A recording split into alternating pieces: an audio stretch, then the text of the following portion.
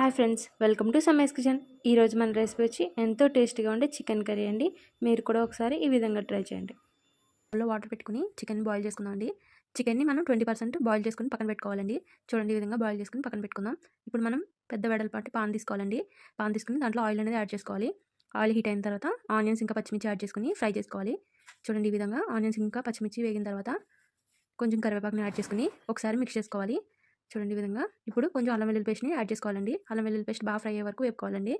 Pan అనేది కొంచెం వెడల్పుగా ఉన్నదే తీసుకోవాలి, ఎందుకంటే చికెన్ మొత్తం ఫ్రై అవ్వాలి కాబట్టి. అల్లం వెల్లుల్లి పేస్ట్ వేగిన తర్వాత మనం బాయిల్ చేసి పెట్టుకుని చికెన్ని యాడ్ చేసుకుందామండి. చూడండి, ఈ విధంగా మొత్తం మిక్స్ చేసుకోవాలి. అడుగంటకుండా చూసుకోవాలండి. చికెన్ మొత్తం ఈ విధంగా మొత్తం మిక్స్ చేసుకుని కొంచెం పసుపు కొంచెం ఉప్పు యాడ్ చేసుకోవాలండి. యాడ్ చేసుకుని మిక్స్ చేసుకుంటూ ఉండాలి. అడుగంటకుండా చూసుకోవాలండి. చూడండి, ఈ విధంగా మొత్తం మిక్స్ చేసుకుంటూ ఉండాలి. చికెన్ అనేది బాగా ఫ్రై అయ్యేలా చూసుకోవాలండి. ఇప్పుడు కొంచెం ఆయిల్ని యాడ్ చేసుకుందాం అండి. మళ్ళీ చూడండి, ఈ విధంగా ఆయిల్ యాడ్ చేసుకుని మళ్ళీ మిక్స్ చేసుకుందాం. చికెన్ అనేది బాగా ఫ్రై చేసుకోవాలండి. అడుగంటకుండా కలుపుతూనే ఉండాలి. ఇప్పుడు మనం కొంచెం కారం, చూడండి ఈ విధంగా కొంచెం కారం యాడ్ చేసుకుని మళ్ళీ మిక్స్ చేసుకుందాం. మొత్తం ఫ్రై చేసుకుంటూనే ఉండాలి.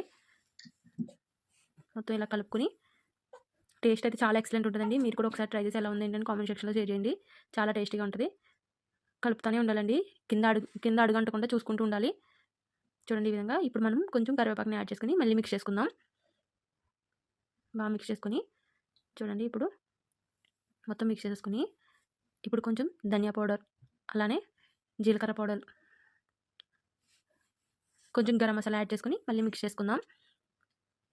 చూడండి, ఈ విధంగా మొత్తం మిక్స్ చేసుకుని అడుగంటకుండా మిక్స్ చేసుకుంటూ ఉండాలండి. ముక్క మొత్తం ఫ్రై అయ్యే వరకు మిక్స్ చేసుకుంటూ ఉండాలి. చూడండి, ఈ విధంగా మొత్తం మిక్స్ చేసుకుని అడుగంటకుండా చూసుకుంటూ ఉండాలండి. కలుపుతూనే ఉండాలి. ఇలా మొత్తం మిక్స్ చేసుకుని కొంచెం కసూరి మెతిని కూడా యాడ్ చేసుకోవాలండి. చూడండి, ఈ విధంగా కసూరి మెతిని యాడ్ చేసుకుని మిక్స్ చేసుకుంటూ ఉండాలి. చాలా టేస్ట్ బాగుంటుందండి. మీరు కూడా ఒకసారి ఈ విధంగా ట్రై చేయండి. చాలా అంటే చాలా టేస్టీగా ఉంటుంది. కసూరి మెతి యాడ్ చేసుకుని ఒకసారి మళ్ళీ మిక్స్ చేసుకుంటూ ఉండాలి. అడుగంటకుండా చూసుకోవాలండి. మొత్తం పీసెస్ అన్ని అడుగంటకుండా చూసుకుంటూ ఉండాలి.